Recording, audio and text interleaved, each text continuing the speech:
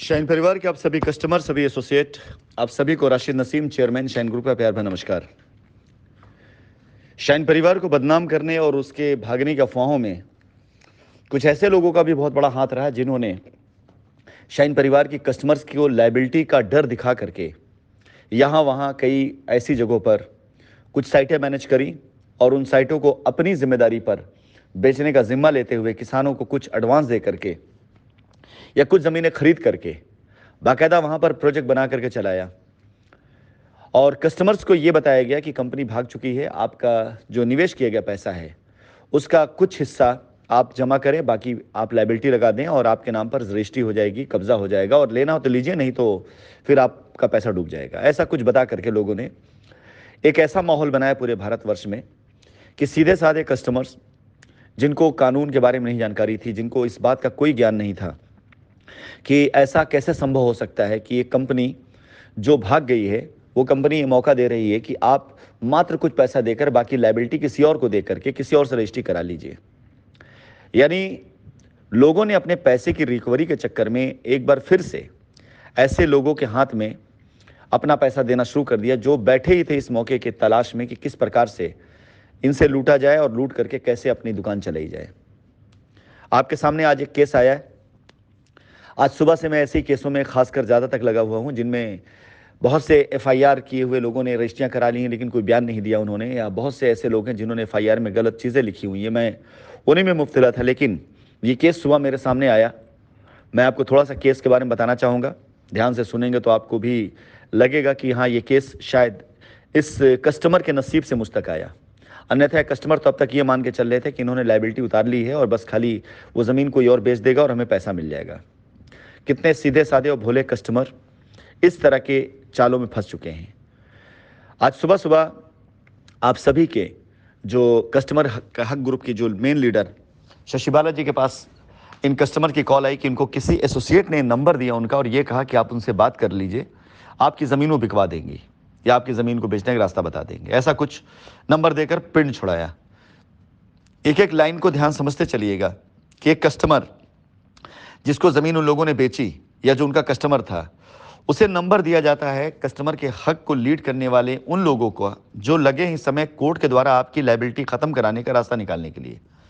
तो इसे दिशा भ्रमण ही कहा जाएगा कि दिशा से भ्रमित करने के लिए अगर नंबर दिया जाता है कि आप फ़ोन कर लीजिए, आपकी लायबिलिटी कैसे उतरेगी, आप फ़ोन कर लीजिए, आपका प्लॉट कैसे बिकेगा, तो एक तरह से देखा जाए तो एक सुचारू तौर से चलने वाले काम को डिस्टर्ब करने का, उसे रोकने का और उस काम में विघ्न डालने का काम होता है। फिलहाल कस्टमर के भाग से इनकी बात होती है और मेरे पास इन लोगों की बातचीत की रिकॉर्डिंग आती है। रिकॉर्डिंग सुनने के बाद मुझे खुद नहीं समझ में आता है कि पूरी कहानी क्या है, उसमें किस प्रकार से कोई और व्यक्ति जो इसने रजिस्ट्री करी है उस रजिस्ट्री को कस्टमर ने अब तक उसमें बता रहे हैं कि हमारा पैसा नहीं जमा हुआ है। बहुत से ऐसी प्रॉब्लम उन्होंने बताई अपनी। मैंने जब इस कस्टमर से बातचीत करी तो मुझे समझने में और सुनने में ये आया कि महेंद्र सिंह नाम के कोई कंपनी के एसोसिएट होंगे या कस्टमर होंगे जिन्होंने इनको कोई अपनी ज़मीन बेची और ये बता करके बेची कि ये ज़मीन कंपनी की है और वो इसके ऑथराइज सिग्नेटरी हैं, यानी कंपनी ने ऑथराइजेशन दिया है। और ज़मीन 6 लाख की है जिसमें से 3 लाख रुपए आपका निवेश है, फ़ायदा मिला करके कुछ पैसा इनसे लिया गया और उसके बाद 2 लाख 2.5 लाख रुपए के आसपास इससे रकम वसूली गई। और उसके बाद ये ज़मीन ये कहकर इनको रजिस्ट्री करा दी गई कि आप निश्चिंत रहें, ये ज़मीन जब बिक जाएगी और ज़मीन बिक कर आपको पैसा मिल जाएगा। अब इनको ये नहीं पता ज़मीन बिकेगी कैसे, बेचेगा कौन। अपनी तरफ से वो इनकी लायबिलिटी से मुक्त हो गए और साथ ही साथ 2-2.5 लाख रुपए अपने पास उन्होंने पा लिया। ज़मीन के बारे में जहाँ तक मेरी जानकारी है कि ये केस और ये कांड बहुत हुआ है पटना में। तकरीबन 100 से ज़्यादा ऐसे कस्टमर्स को 1-1 लाख रुपए वाली ज़मीन 2 लाख 2.5 लाख रुपए ले करके किसानों से रजिस्ट्री कराई गई है। कुछ लोगों ने क्या किया कि ज़मीन का पावर अपने नाम पे ले लिया और ताकि पैसा अपने हाथ में ले सके, दिखा कर देखो मेरे नाम पे ज़मीन है, और किसान को 1 लाख रुपए दे करके और सामने से 2 लाख रुपए ले 2.5 लाख रुपए लेकर रजिस्ट्री कर दी, यानी 1 लाख रुपए वहाँ भी कमाए लोगों ने। और इस प्रकार की अच्छी खासी लूट की गई पटना में। तो ये कस्टमर भी उसी घटना के पात्र हैं जहाँ पर 1 लाख रुपए की ज़मीन इन्हें 2 लाख रुपए में 2.5 लाख रुपए में बेच दी गई। ये कहकर के 6 लाख की ज़मीन है, 3 लाख आपकी कंपनी का लायबिलिटी ख़त्म हो गया। अब आती बारी जब इन्होंने अपनी ज़मीन को बेचने की बात करी, इच्छा रखी, तो इनसे कहा गया कि पिछले 3 से 4 लोगों ने ज़मीन खरीदा, बेचा है, म्यूटेशन किसी ने नहीं कराया, किसी ने दाखिल खारिज नहीं कराया। तो दाखिल खारिज में जो पैसा लगेगा आप पे करेंगे। जबकि इस दस्तावेज को अगर आप पढ़ें तो ऊपर लीगली एक लाइन लिखी है कि इसका कोई भी ऋण भार पिछला अगर सरकारी बकाया है तो वो विक्रेता पक्ष का है। कानूनी तौर से जब कस्टमर केस में जब जाएंगे तो इनको अच्छे से कानून का सहयोग मिलेगा, क्योंकि बाकायदा दस्तावेज में लिखा हुआ है ये सारी चीज़ें। और अब तक ये कस्टमर ये समझ रहे थे कि इनकी लायबिलिटी ख़त्म हो चुकी है, जबकि उल्टा हो गया है कि 3 लाख के बदले में इनकी ऊपर तकरीबन 5.5 लाख की लायबिलिटी खड़ी हो गई है। 3 लाख वो जो इन्होंने कंपनी में डाला, बाकी ये 2-2.5 लाख रुपए वो जो इन्होंने अभी दिया और खर्च किया रजिस्ट्री कराने में। तो तकरीबन अब इनकी लायबिलिटी ऑलमोस्ट 5-6 लाख रुपए की हो चुकी है। अब आप खुद सोच करके ये बताइए कि ऐसे लोग क्यों चाहेंगे कंपनी वापस आए। जिन लोगों ने ये कह करके कि कंपनी भाग गई है, मैंने कंपनी पे केस कर दिया, एफआईआर कर दिया, आप ये ज़मीन ले लो नहीं तो आपका पैसा फंस जाएगा, और जिन्होंने ऐसे पैसे कमाए हैं वो क्यों चाहेंगे कंपनी वापस आए। लेकिन ये कंपनी बड़े ज़िद्दी आदमी की है, और मेरी बहुत पहले और बहुत पुरानी लाइनें भी हैं कि मैं अपनी ज़िद का बादशाह हूँ और जीतना मेरी ज़िद है। तो ये मान के चलिएगा कि ये लड़ाई, ये तो नहीं कह सकता हूँ कि मेरी अंतिम सांस तक चलेगी, लेकिन ये लड़ाई जीत की तरफ जा रही है और जीतना हमारी जिद है। अब बहुत जल्दी अपने हर एक कस्टमर को लायबिलिटी क्लियर करते हुए ये कंपनी साबित करेगी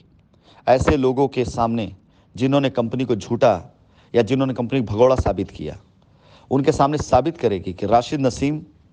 नाम विश्वास का था, राशिद नसीम नाम महारत और कला का था, और मैं अपने कला का माहिर आदमी हूँ। मेरी कला, मेरे लोग, उनके साथ काम करना, अपने साथ के लोगों को आगे ले जाना, तरक्की के रास्ते पे लेकर जाना, एजुकेशन देना, ट्रेनिंग देना, ये सब था, और मैं भूला नहीं हूँ मैं। और ये ताकत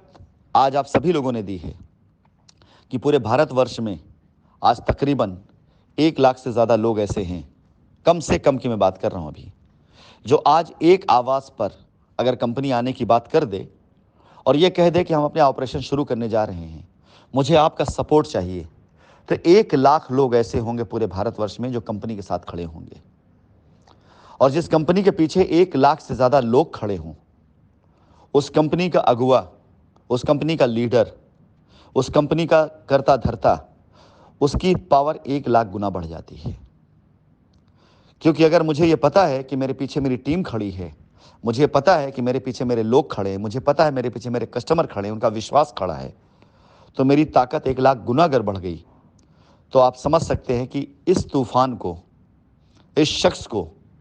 और इस कंपनी को आने से कोई नहीं रोक सकता है। आप सभी कस्टमर से मैं अनुरोध करूंगा,